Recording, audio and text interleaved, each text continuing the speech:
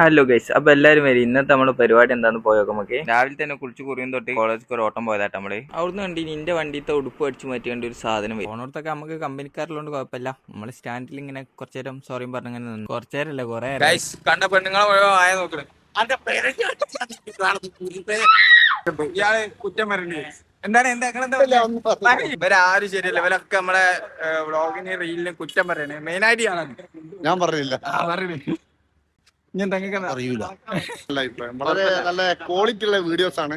ഇനിയും നല്ല വീഡിയോസ് ഉണ്ടാവട്ടെ എന്ന് എന്താ പറയാ ആത്മാർത്ഥമായിട്ട് ഹൃദയത്തെ തൊട്ട് ആവശ്യപ്പെടുകയാണ്. ഇത് ആവശ്യപ്പെട്ടാണോ മൂപ്പര് പ്രാഗിയതാണോ ഡൗട്ട്. അതിന്റെ ഇടയിൽ കൂടി അജ്മലിന്റെ തള്ളോണ്ട് സ്വൈജില്ല, തള്ളി മറിച്ച് തന്നെയാണ്. മൂപ്പര് പറിച്ചില്ലാട്ടോ. മൂപ്പര് ആംബുലൻസ് ആയിട്ട് ഗൾഫ് പോണാരിയ. മൂപ്പര് പോയപ്പോ മൂപ്പര് ബാക്കിൽ നമ്മളെ സന്ദീപേട്ട പറന്ന് വരുന്നത്. പിന്നെ അജ്മൽ തുടങ്ങി. ഞാൻ ആരാടാ ഞാൻ കച്ചണ്ടാക്കി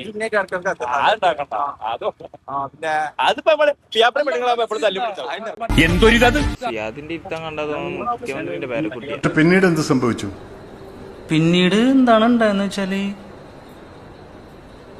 എന്റെ കിളി പോയി സാറേ. ചെങ്ങായിത്തത് പുതിയണ്ണുങ്ങൾ തേടുന്ന മാതിരി ക്യാമറ ഉണ്ട് അപ്പം നാണം വരും. കുറെ നേരം നാട്ടുകാരെ ഇറച്ചി നിന്നപ്പോ പിന്നെ നമുക്ക് പൈച്ചാൻ തുടങ്ങി. ഹോട്ടലിൽ പോയി ചേട്ടാ ആരെങ്കിലും പറയാൻ കത്തിക്കരി മുമ്പ് ഒരു സോഡ സർവത്ത് കൊണ്ടുവന്ന് നമ്മളെ കുടിച്ചാൽ തുടങ്ങി. കട്ട്ലേറ്റ് സങ്കടം പറഞ്ഞപ്പോ ഞാൻ ഓനെ പിടിച്ച ഒരു കടിയാണ്ട് കടിച്ചു. ഇയാളെന്ത് ഇവിടെ തപ്പണ്. ഈ അജ്മലിന്റെ പരാതി കൊണ്ട് എല്ലാരും കുടുങ്ങി. ചെക്കന് പെണ്ണിട്ടാനായിട്ട് ഭ്രാന്തായിക്കും. എന്റെ അയൽവാസി പെണ്ണിട്ടോ എന്നാണ് വിളിക്കുക. ഞങ്ങൾ എന്ത് കാട്ടാനാ? അജ്മലിന്റെ വരക്കാർ ഈ വീഡിയോ കാണുന്നുണ്ടെങ്കിൽ പ്രത്യേക അഭ്യർത്ഥന മൂലം ചെക്കനക്ക് പെണ്ണ് കെട്ടിച്ചു കൊടുക്കേണ്ടതാണ്.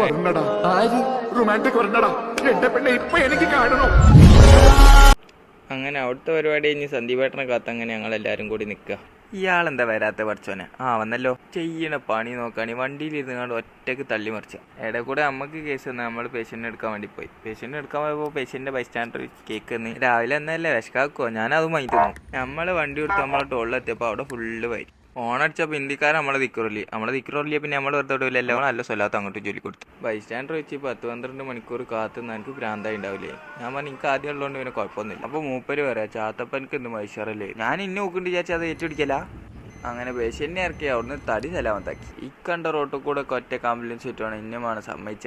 ജാട കാണിക്കല്ലേ, പൈസ ഒന്നും കൊടുക്കണ്ടല്ലോ, ഒന്ന് സമ്മതിച്ചാളി.